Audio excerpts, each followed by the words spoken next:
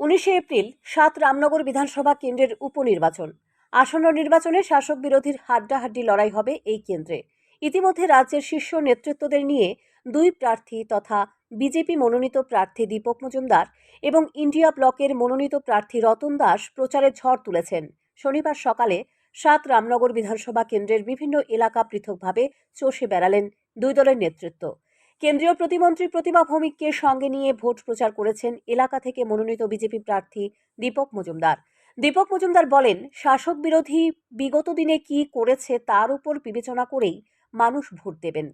তিনি জয় নিয়ে অত্যন্ত আশাবাদী। মানুষের মৌলিক চাহিদা কিভাবে পূরণ করা যায় তা তিনি চেষ্টা করবেন। পাশাপাশি এলাকার সার্বিক উন্নয়নের দিকে তিনি গুরুত্ব দেবেন। বিগত 6 বছর ধরে রাজ্যের বর্তমান সরকারের কাজের নিরিখে মানুষ অত্যন্ত খুশি, তাই মানুষের আস্থা বিজেপি প্রার্থীর উপর বলে জানান দীপক মজুমদার।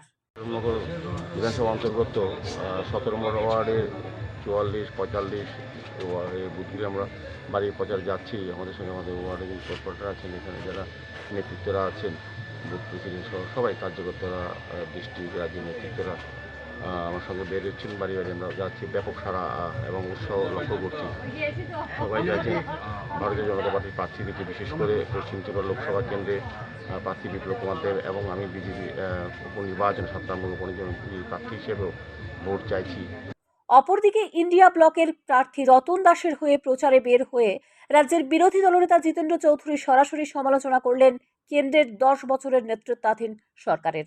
তিনি বলেন, দেশ রক্ষা এবং সংবিধান রক্ষার জন্য বর্তমান নেতৃত্বাধীন সরকারকে সরাতে হবে এবং গত 6 বছর ধরে রামনগর এলাকায় এক অস্থির পরিবেশ চলছে। তাই এলাকার উন্নয়নের স্বার্থে আসন্ন নির্বাচন অত্যন্ত তাৎপর্যপূর্ণ বলে জানান তিনি। তিনি বলেন, এ সরকার গত 10 বছর ধরে দেশ ধ্বংস করার জন্য কি লীলা করেছে তা দেশবাসী দেখছে। তাই আসন্ন নির্বাচনে এই সরকারকে ক্ষমতা থেকে সরাতে মানুষ প্রতিজ্ঞাবদ্ধ বলে জানান জিতেন্দ্র চৌধুরী।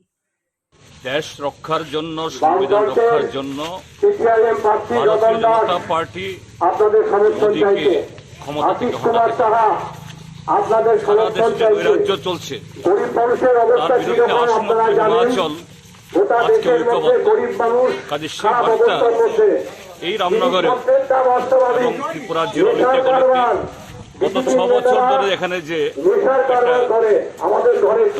অসম্ভব ধরনের একটা পরিবেশ চলছে, এ থেকে ত্রিপুরাকে মুক্ত করার জন্য। এদিকে প্রার্থী রতন দাস জানান, গত 6 বছরে 7 রামনগরবাসী অনেক কিছু হারিয়েছে। বিগত বামফ্রন্ট সরকারের আমলে এলাকায় যে সমস্ত উন্নয়ন হয়েছিল সেগুলি আজ এলাকায় নেই। তিনি জয়যুক্ত হলে এলাকায় পানীয় জলের ব্যবস্থা, রাস্তাঘাট, ড্রেনের ব্যবস্থা সহ সার্বিক উন্নয়ন করবেন। বিশেষ করে যেসব স্কুল বামফ্রন্ট সরকারের সময় স্থাপন হয়েছিল সেগুলো বর্তমানে শিক্ষক সংকটে ভুগছে। সেই সব স্কুলে শিক্ষক দিয়ে শিক্ষার সঠিক পরিকাঠামো গড়ে তোলা হবে বলে আশ্বস্ত করেন স্থানীয়দের। সান্দন টিভি।